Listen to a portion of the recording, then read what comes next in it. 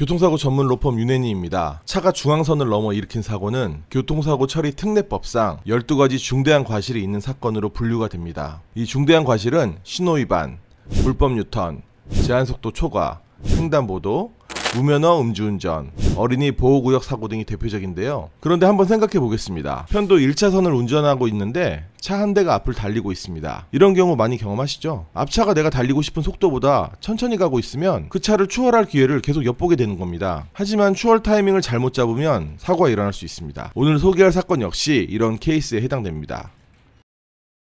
공교롭게도 앞차가 오토바이였고 추월하려 했던 뒷차가 화물차였습니다. 더 큰 차가 더 작은 차를 충격했기 때문에 오토바이를 운전하던 피해자의 부상이 매우 컸던 사건입니다. 보고 계신 그림은 경찰이 발급한 교통사고 사실 확인원입니다. 교통사고에 대한 내용을 그림으로 그린 것인데요. 그림을 보면 1이라고 지정한 차가 가해 차량이고 2라고 쓰여진 차가 피해 차량입니다. 피해 차량인 차 2는 그림에서 보듯이 오토바이입니다. 앞을 달리던 오토바이가 횡단보도 앞에서 좌회전을 하려고 하는데 그 순간 차 1인 화물차가 추월을 하려고 달려가다가 오토바이를 충격하게 됩니다. 비록 영상은 없지만 이 그림만으로도 사고가 어떻게 일어나는지 이해하시는 데 크게 어려움이 없을 거라 생각합니다.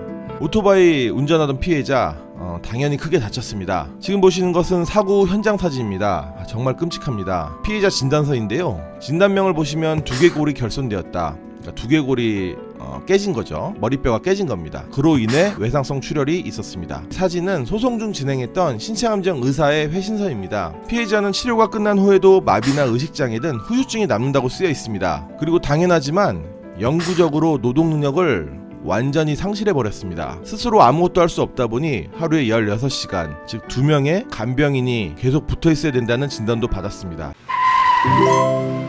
가해 화물차 보험사인 공제조합은 이 손해배상 청구 소송에서 아주 극렬하게 저항을 하는데요. 피해 오토바이가 급작스럽게 좌회전을 한 점, 그로 인하여 중앙선을 침범한 점, 안전모 등을 착용하지 않았다는 점 등을 이유로 피해자 과실을 강하게 주장합니다. 네, 그렇습니다. 영상을 보신 분들께서 가장 궁금하신 건 그래서 오토바이 피해자의 과실이 얼마나 되는 건데 일 건데요. 재판부는 뒤에서 추월을 하려 했던 화물차 과실을 80%, 즉 8대2의 과실을 판단하였습니다. 과실 20%, 그리고 사지마비와 인지기능 장애 때문에 평생 간병인이 붙어있어야 되는 피해자에게 법원은 지연이자를 포함하여 총 5억 원이라는 손해배상액을 선고하였습니다. 사고 당시 피해자 나이가 60세를 훨씬 넘었던 것을 감안하면 어느 정도 적지 않은 배상액을 받게 된 셈입니다. 하지만 피해자 본인에게도 그렇고 그런 피해자를 계속 간병해야 하는 가족들 입장에서는 억만금을 받아본들 뭐가 그렇게 큰 의미가 있겠습니까? 단지 남은 여생 동안 치료와 간병을 하는 데 있어 어느 정도 필요한 배상액을 받았다는 데 의의가 있겠지만 이 사건과 관련된 그 누구도